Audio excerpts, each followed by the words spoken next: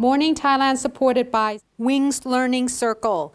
Customized English course for your business.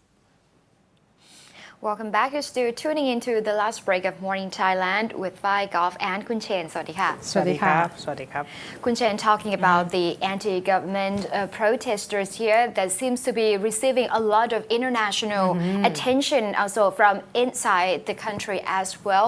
So is there any differences between the demonstration of the people in Thailand from other countries, or is there any strange or different nature of the protest this year? Well I'm not sure if I am going to answer that correctly. In terms of perspectives, Yeah. like what do others, like it seems like, for example, other countries seems to think that it's a class struggle. And that has been portrayed a lot in the news. But a lot of locals people, like Thai people, that joined this particular demonstration would say otherwise. All right.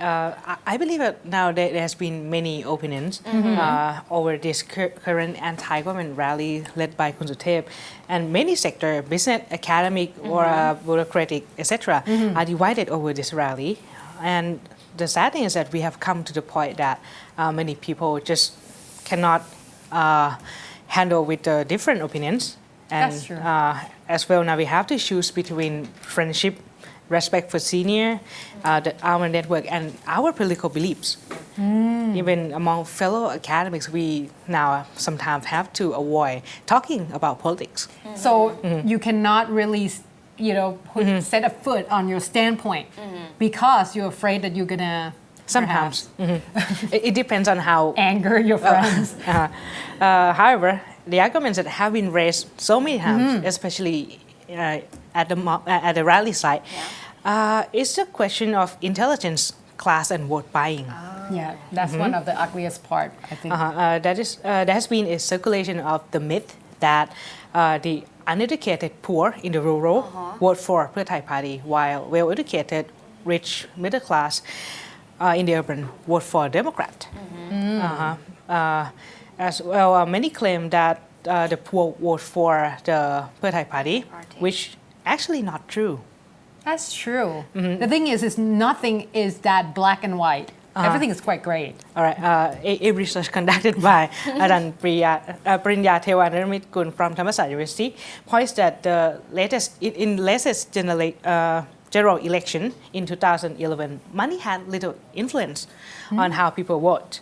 All of the respondents in his research say that they took the money. Okay. So that there is vote buying for sure.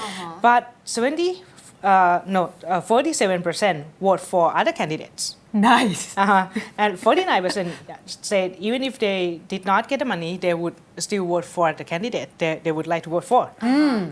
So only 4.5% say they vote because of the money. So the money really have little part. Okay. But the important factors that really have effects on how people vote is that first, the candidates themselves, second, the policy of the party, and the party leader, because they believe that if they vote for a particular party, the party leader would be the prime minister. Right. But it's quite unlike in the past that vote buying was very effective because people felt guilty if they did not vote for the candidate they took money from. But at that time, it was like a transaction. But right now, it's more like a gift from the candidates. A gift. But Ajahn Prinya points that right now the local politics still the money still play a big part. Okay. Not for the national level of politics. Which is fine as long as it generates revenue, I guess. And if it doesn't work, I'm not encouraging it though. One interesting comment from Ajahn Prinya is that for the fact that vote buying is still in place in Thailand right now is because the election commission does not ban the candidates who are proved to be guilty for vote buying. Okay. Another academic now, Ajahn Chakrit Sangkamani from the Department of Sociology and Anthropology at the Faculty of Political Science, Chulalongkorn University. Wow. Okay. he conducted research on political culture in a village level that he looked at daily political relationship of the villagers among many networks such as kinship, resource management, and social acceptance.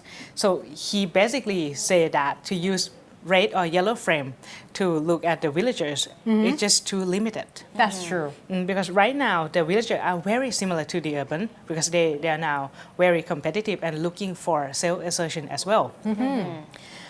So vote buying is now not seen as quantitative factor, but rather the qualitative factor where the voters believe that if they take the money from the candidates, it would be like establishing the relationship between the villagers and the candidates.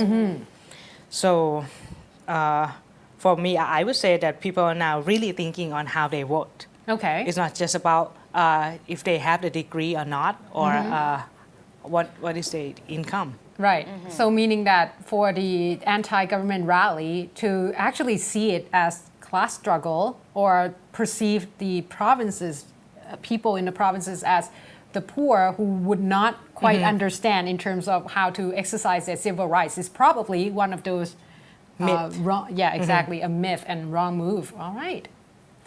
Because don't forget a lot of the global community, especially foreign media, that's one of the highlights that they seem to talk a lot about. They say that people that came out on the street right now are the people that just in the urban area, a little bit more educated, a middle income people and rich people. And that's one of the things that I think is not that black and white at this point. That would be good information to add before we might have an election on February the 2nd if we have one. If we have one. Yeah. I like that. Because the thing is, nothing is sure. And a lot of people are criticizing, especially the global community, are talking about the fact that we must have an election. And for Kun Suthep to actually opposing that, Kun Suthep doesn't look very good in terms of the foreign media at this point. So the next move would actually be quite crucial because, like I said last time too, that Kun Suthep hasn't have that clear points as in terms of procedure. He talks about people council, but he did not say yet or come up with the process how to get there. Oh, as well, he is actually making an announcement tonight. So he said Maybe would he got give it already. a clearer Clearer. path. Okay, but Well, wait and see. exactly. So tomorrow might be, another day. We might hear a lot more about whatever is going on, and we might know for sure whether or not there will be an election on February 2nd. All right, so with that, we run out of time, and that's all the time we have. So thank you, Wings Learning Circle, customized English course for your business, for your support as well. If you have any comments or any questions you would like to ask, Kun Chain or any of us, you can email us at morningthailandshow@gmail.com. Visit our Facebook page at facebook.com/morningthailand. And of course, thank you for watching today and have a great day. See you tomorrow and bye. Golf. เช่น สวัสดีค่ะ